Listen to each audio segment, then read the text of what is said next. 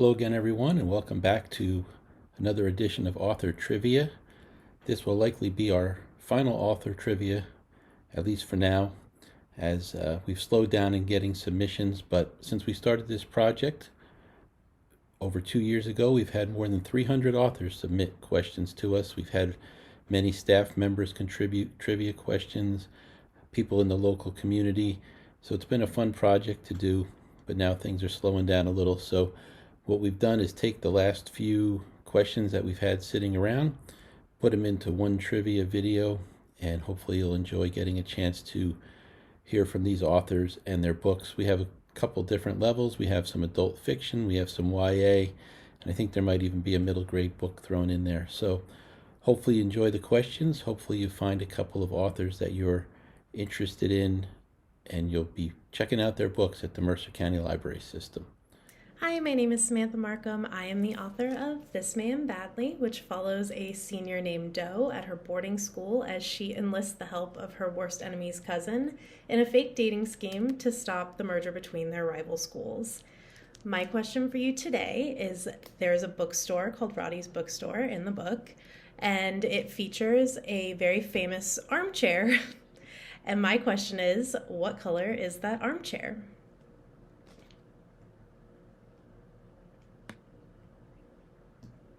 And that armchair is red. And Doe will tell you on page 30, Wells tends to hang out at Roddy's Bookstore. He's like a fixture in the highly coveted red armchair at the back of the store. Thank you so much for reading. Hello, I'm Olivia Blackburn. I am the author of several books, including Feather and Flame, my young adult novel with Disney about Mulan, the hero. And I had a bit of trivia to share with you today. So today, the question is, what does the phrase, hens should not announce the dawn mean? Okay, that's again, hens should not announce the dawn. And I'll give you a few moments to think it out. Where's the book?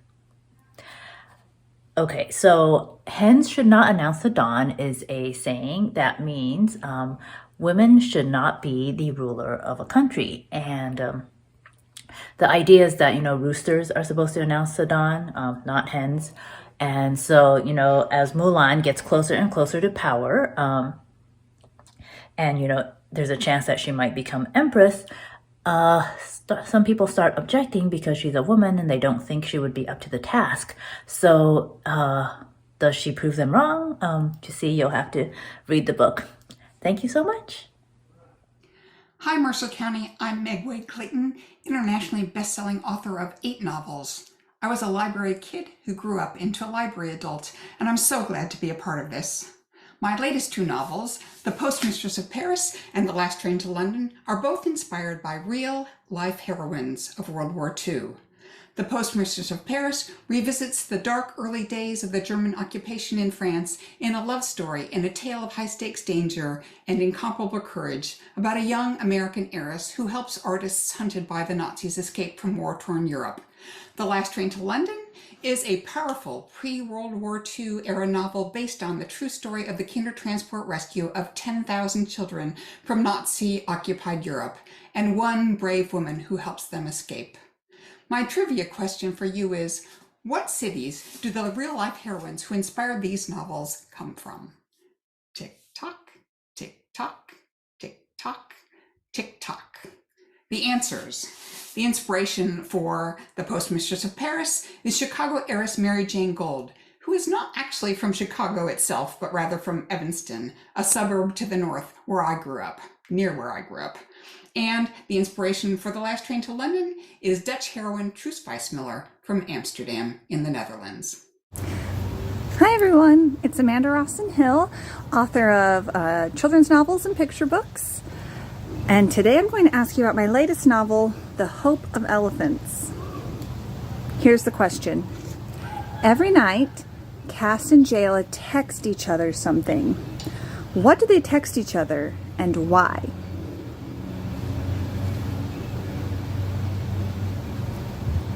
Did you get the answer? The answer is that every night they text each other a location Somewhere they're going to try to meet each other in their dreams, and then they concentrate on it really hard before they go to sleep. And bonus question, does it ever work? Hello, Mercer County Library. My name is Kendall Culper, and I'm the author of several books about historical fiction with a fantasy twist, including Salt and Storm, Drift and Dagger, and my most recent novel, Murder for the Modern Girl. Murder for the Modern Girl is set in Prohibition Chicago, and it follows a flirty flapper who can secretly read minds and uses that ability to hunt down bad men who have escaped justice. My main character, Ruby, in addition to secretly dispatching bad men, dreams one day of becoming a lawyer just like her father, the state's attorney. She hopefully would get her degree sometime in the mid-1930s, and with that in mind, my question for you is, when did the first woman graduate from a law school in the US with a law degree?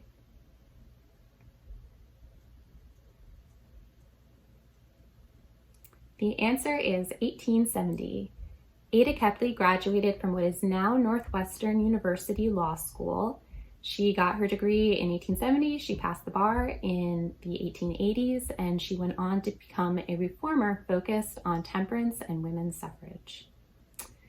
I hope you'll check out Murder for the Modern Girl and my next novel, which comes out in spring 2023, called A Starlet's Secret to a Sensational Afterlife, which is set in 1930s Hollywood.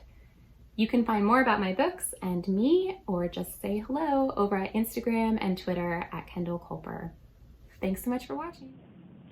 Hi, my name is Erin Swan, and I am the author of this speculative novel, Walk the Vanished Earth. And I have 2 questions for you today, and then 1 bonus question. So at the beginning of the novel, we are introduced to 2 strange beings who are walking on Mars, and they call themselves Uncle 1 and Uncle 2. Later, they're with a young female named Moon. And then later on in the book, we find out that these uncles were originally called Phobos and Deimos. Uncle 1 was called Phobos, and Uncle 2 was called Deimos. They were named after the moons of Mars. So my 2 questions for you are, who is the mother of Uncle 1, who is also named Phobos, and who is the mother of Uncle 2, who was originally called Deimos? And then my bonus question is, who was the mother of Moon? So take a minute and think. Okay, you ready?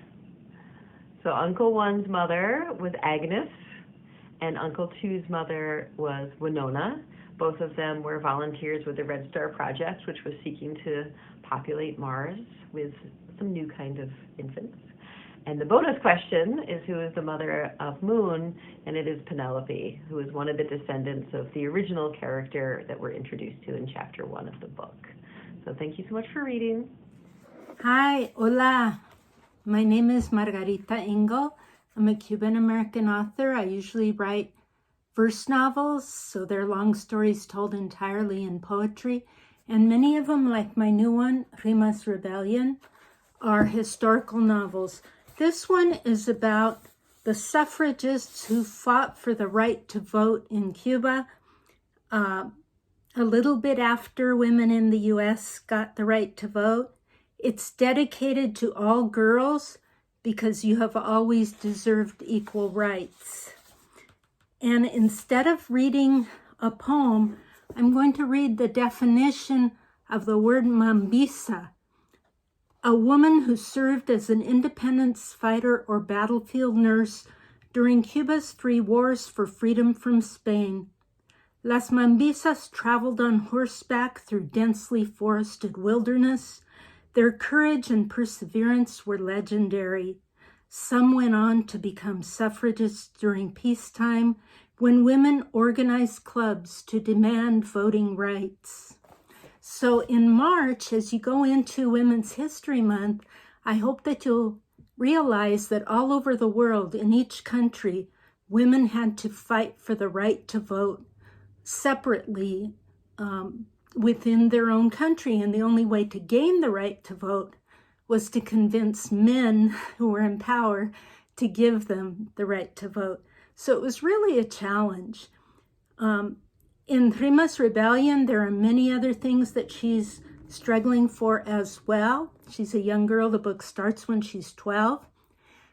she's a really excellent rider on horseback because her grandmother was one of the Mambisas who rode through those forested mountains.